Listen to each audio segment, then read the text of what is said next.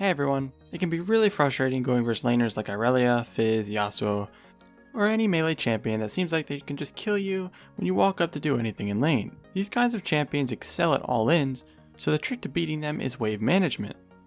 And who better to learn from other than the best solo queue player in the world, Dopa. In this game, Dopa is playing TF vs Sylas.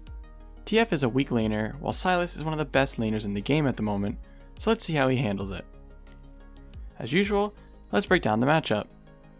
TF is an AP control mage versus Sylas, an AP melee bruiser. Sylas has more wave clear, more burst damage, and more extended trade damage. The only thing TF has going for him is his range advantage. Alright, we're going to do things a little differently this time for the game plan.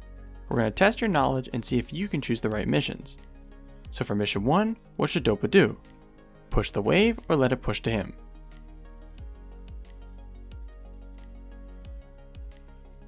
The correct choice is to let the wave push to him. This is because he loses extended trades really hard, so if he pushes up too far in the lane, Sylas can go all in, just like Irelia, Fizz, and Yasuo. Alright, mission 2, does Dopa want to thin the wave or harass every time Sylas goes for a last hit?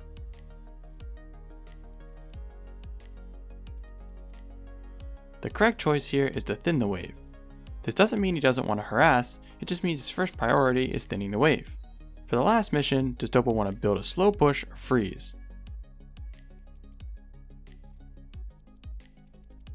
This answer should have been easy because of the answer to the last mission, as thinning the wave normally sets up for a freeze. Dopa wants to freeze the wave in front of his tower, making it near impossible for Sylas to all in him or for him to be ganked.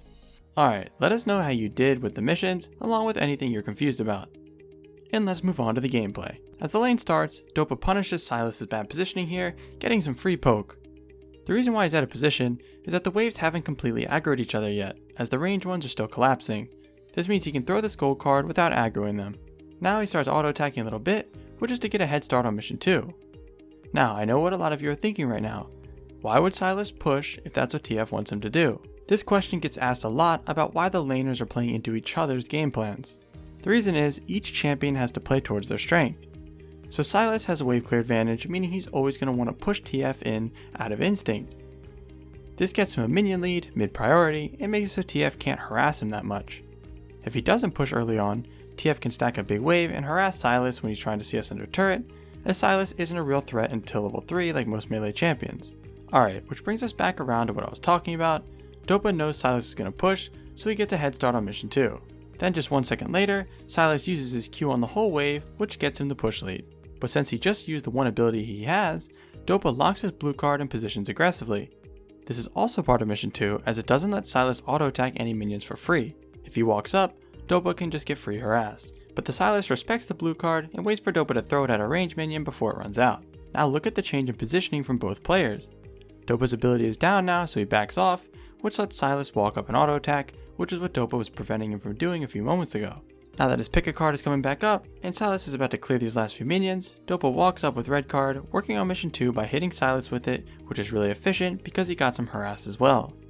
This is the most optimal way of thinning the wave. If you can thin the wave while getting harassed, that's perfect. Alright, his first wave dies, and the enemy wave has 3 minions left, with the wave freezing right in between the 2 pillars, which we call the freezing sweet spot because it's the perfect spot for a freeze. Then, another red card is thrown to clear the remaining minions of the first wave, evening out the waves again. It's really important that the waves are even now, because he knows Sylas is going to keep pushing. If he lets the wave get too big trying to freeze it, it'll be too hard to thin and Sylas will crash it, breaking the freeze. Anyways, Sylas uses another Q so Dopa matches with a red card, continuing to keep the waves as close to even as possible, but making sure Sylas is still pushing. And since Sylas just used his 2 abilities on the wave, Dopa locks a blue card, zoning Sylas away from this last hit. Alright, since Dopa wants to continue freezing for mission 3, let's test your knowledge again. Does he need to tank these minions and prevent them from crashing on the tower?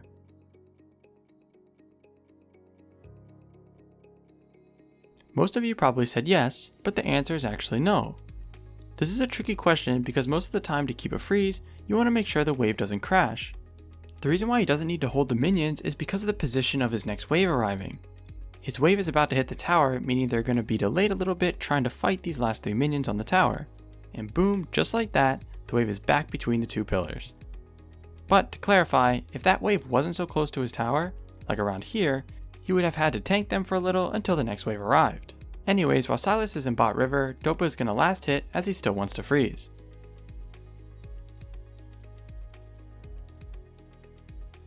Now that he's back, when Sylas walks up to grab this last hit, Dopa locks a quick gold card, making him use his E to block the damage.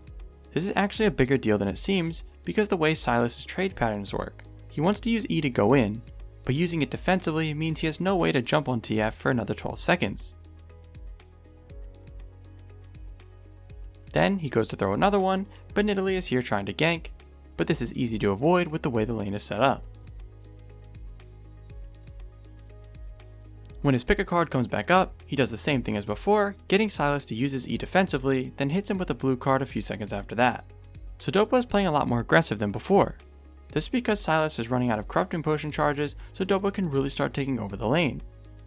Sylas is going to start feeling pressured now because he can't break this freeze to get a good recall, but it's starting to get more and more dangerous to walk up. Once again, Dopa makes Sylas use his shield to block his pick a card, then Sylas desperately tries to clear these last 3 minions with a little bit of mana he has left and pops his last corrupting potion.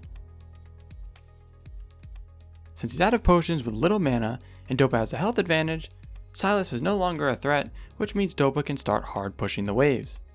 This is because now Sylas will have no way of getting a good recall and will eventually be forced to miss a wave or overstay and die. Sylas notices Dopa pushing though, so he stays in lane. Also, Dopa needs to ward now as he's gankable while pushing. He already has topside vision, so he puts a ward bot side. When he gets back to lane, he's just continuing the pressure game, pushing and harassing Sylas as much as possible.